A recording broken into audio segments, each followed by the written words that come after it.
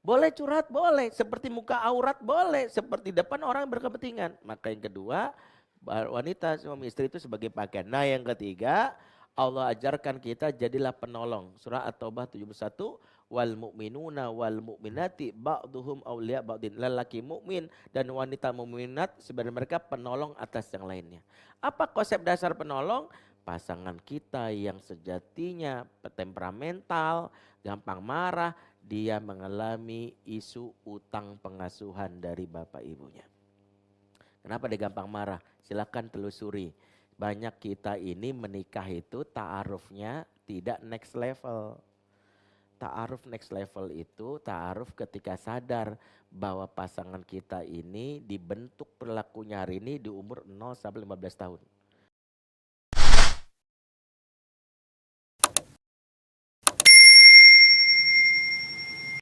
Yang pertama Ustadz, apa tindakan atau solusi terbaik kita ketika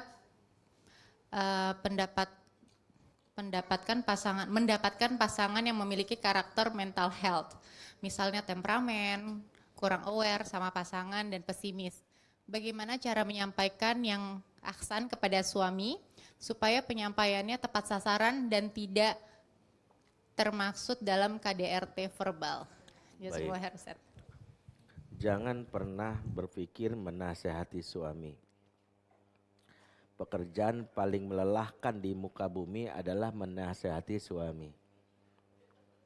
Ya, ingat, pekerjaan paling melelahkan di muka bumi adalah menasehati suami. Sama lelahnya dengan nguras lautan pakai segelas aqua. Karena suami nggak suka dinasehati apalagi sama istri.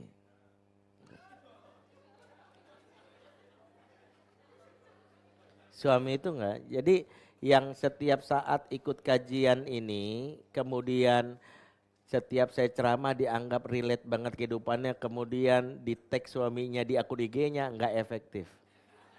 Tonton tuh Ustadz Benri nih bagus banget, di delete langsung. Enggak bakalan. Saya jamin enggak. Makanya jangan berpikiran kajian itu nasihati pasangan. Kajian kita adalah nasihatin diri. Gak berpikir nasihatin pasangan.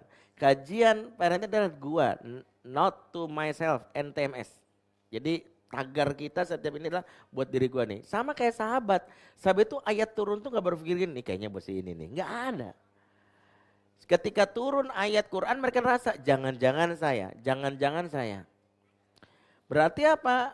Apa yang kita rasakan itu, kalau suami tadi isunya seperti itu, ingat. Yang pernah saya sampaikan, relasi pasutri ada 3. Yang pertama, sebagai sahabat surat Al-Abasa, wa sahibatihi wa bani. Sahibah maknanya adalah sahabat, yang dimaksudkan ayat ini adalah istri. Suami istri itu adalah sahabat, maka pahamilah pernikahan itu seperti sahabat, rumus sahabat 2. Jika saat baik aku membersamaimu dengan menyenangkan, saat susah tak kutinggalkan. Jadi kalau dia nyebelin, ya sudah, inilah logika persahabatan dan pernikahan. Yang kedua, sebagai pakaian dalam surat Al-Baqarah, hunna libasul lakum wa antum libasul lahun. Mereka adalah pakaian bagi kamu, kamu adalah pakaian bagi mereka. Makanya kita adalah pakaian yang gak boleh terkoyak. Rumus pakaian itu menutupi, jangan ember, jangan koyak, jangan sembarangan terbuka. Istri yang terbuka banget tentang suaminya yang menyakiti ini ke sembarang orang, dia pakaian compang-camping bagi suaminya. Berarti saya nggak boleh Ustadz boleh membuka aurat di situasi darurat, seperti seorang wanita yang lagi hamil ingin melahirkan, maka dia boleh membuka auratnya ketika nggak ada dokter perempuan di depan dokter laki-laki. Boleh. Tapi pastikan yang kita terbuka itu sama orang yang profesional. Seperti orang mau lahiran kan nggak mungkin dia buka auratnya di depan tukang bakso. Nggak mungkin tukang bakso nolongin dia. Atau ada tukang gado-gado. Nggak mungkin.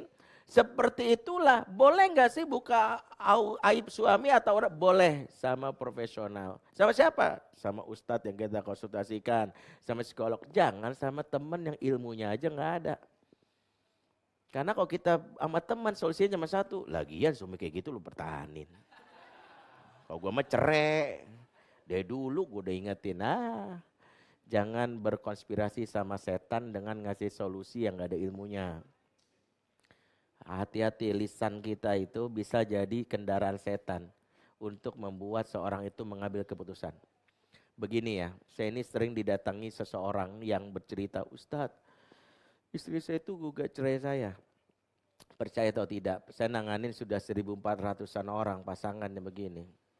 Dan saya bilang gini, sejatinya wanita tidak ada yang berani menggugat cerai kecuali ada yang mendukungnya. Gak ada wanita yang berani gugat cerai kecuali yang mendukungnya. Kemungkinan dukungnya satu, adanya bestie yang gak suka sama kamu. Bestinya dia gak suka sama kamu. Kedua, orang tuanya dia gak suka sama kamu. Atau yang ketiga, dia punya lelaki lain yang memang ingin merebut dia dari kamu. 3 itu aja. Tugas kamu mencari tahu siapa yang mendukung dia menggugat cerai kamu. Kalau kamu tahu, insya Allah deh. Makanya hati-hati, jangan jadi bestie yang merusak rumah tangga orang. Karena kita nggak tahu masalahnya. Selalu sarankan, kalau gue saranin ya, lu konsultasi. Jangan bilang gini, ini suami kayak gitu lu bertahanin. Kita nggak tahu masalahnya. Karena pasti yang ditampilkan adalah rasa tidak nyamannya dia. Ya, ini ingat nih ya.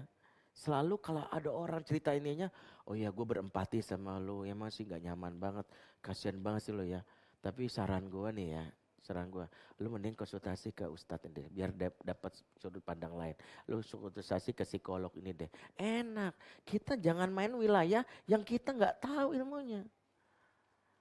Karena tadi seorang istri kadang-kadang lupa, dia tuh pakaian bagi suami, dia salah curhat. Boleh curhat, boleh. Seperti muka aurat, boleh. Seperti depan orang berkepentingan. Maka yang kedua, wanita suami istri itu sebagai pakaian. Nah yang ketiga, Allah ajarkan kita jadilah penolong. Surah At-Taubah 71. Wal mu'minuna wal mu'minati ba'duhum awliya ba'din. Lelaki mukmin dan wanita mukminat sebenarnya mereka penolong atas yang lainnya. Apa konsep dasar penolong? Pasangan kita yang sejatinya temperamental, gampang marah, dia mengalami isu utang pengasuhan dari bapak ibunya. Kenapa dia gampang marah? Silakan telusuri. Banyak kita ini menikah itu ta'arufnya tidak next level. Ta'aruf next level itu ta'aruf ketika sadar bahwa pasangan kita ini dibentuk perilakunya hari ini di umur 0 sampai 15 tahun. Makanya saya yang mendalami ini berpanjangan, setiap melihat perilaku orang selalu saya cari korelasinya di umur 0 sampai 15 tahunnya. Kenapa pasangan kita gampang marah emosional? Satu, biasanya tidak dekat dengan ibunya. Biasanya. Yang kedua, punya bapak yang kasar atau ibu yang kasar. 3, sering ditinggalin ibunya sibuk bekerja. 4, punya trauma isu sibling yang tidak selesai. Panjang. Jadi dia 0 sampai 15-nya kita lihat itu. Karena orang yang marah, gampang marah, dia itu biasanya enggak empati. Terus kalau begitu gimana Ustadz? Maka jadilah penolong. Makanya pernah saya sampaikan dan ini saya enggak pernah bosan, jangan melulu jadi korban. Setiap punya pasangan begitu jangan posisikan, saya ini korban Ustadz dari suami yang kasar, saya ini korban dari suami yang temperamental. Iya betul, ibu jadi korban. Tapi korban itu gak mengubah keadaan. Korban itu pasif, gak bisa membuat keadaan menjadi lebih baik. Karena korban itu hanya mengandalkan keajaiban. Korban itu kan mengandalkan keajaiban-keajaiban, berharap suami berubah setelah nonton sinetron Azab di Indosiar. Berharap suami berubah setelah kepentok tiang listrik. Ya. Berharap suami berubah setelah kena selepetan sorban Ustadz Abdul Somad. Jadi berubahnya itu mudah-mudahan enggak bisa. Ambil peran sebagai penolong. Karena Nabi katakan, apa kata Nabi? Unsur akhoka zolimun au mazluman. Tolonglah orang terdekatmu yang berbuat zolim dan yang dizolimi. 2 disuruh Nabi nolong. Yang dizolimi kita tolong. Yang berbuat zolim juga ditolong. Pasangan kita zolim gak tuh? Zolim Ustadz, tolong. Nolongnya gimana Ustadz? Bayar utang pengasuhannya.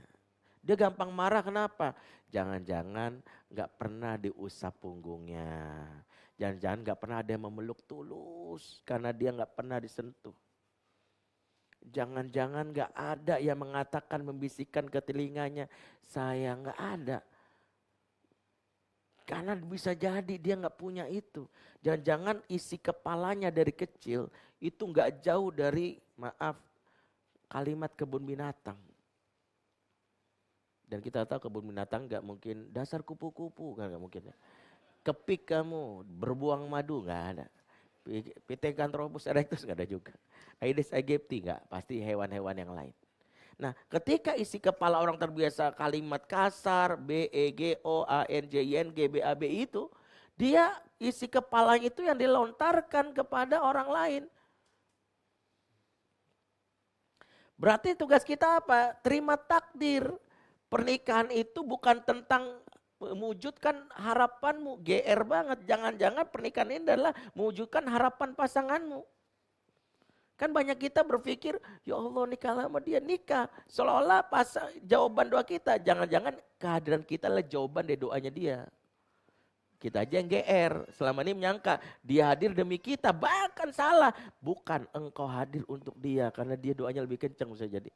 Maka terima takdir, mungkin kau tak dapat apa-apa dari dia, tapi kau dapat langsung apa-apa dari Allah. Itulah dialami Asia, nggak dapat apa-apa dari Fir'aun, tapi dapat apa-apa dari Allah lewat istana surga. Makanya bagi kita yang menjalani pernikahan yang tidak sesuai harapan, baca doanya Asia surat At-Tahrim ayat 11, Robi ibnili indaka baitan fil jannah, ya Rob, bangunkanlah di sisimu istana surga untukku. Ketika kita sadar pasangan kita nih, apa sih gue harapkan pernikahan ini? Ya udahlah, ini mungkin cara gue memberi sedekah terbaik kepada orang terdekat. Ya udah nggak usah jauh-jauh, gue nggak usah TP kepada banyak perempuan, TP aja sama istri atau sama suami sendiri. Dia merasa nyaman sama aku dah, walaupun bisa jadi, ya udah. Tapi kalau begitu tuh saya tersiksa, disitulah ada batasnya. Kalau nggak sanggup, kita bisa mohon pertolongan Allah, kalau nggak sanggup berlepaslah dengan cara yang baik.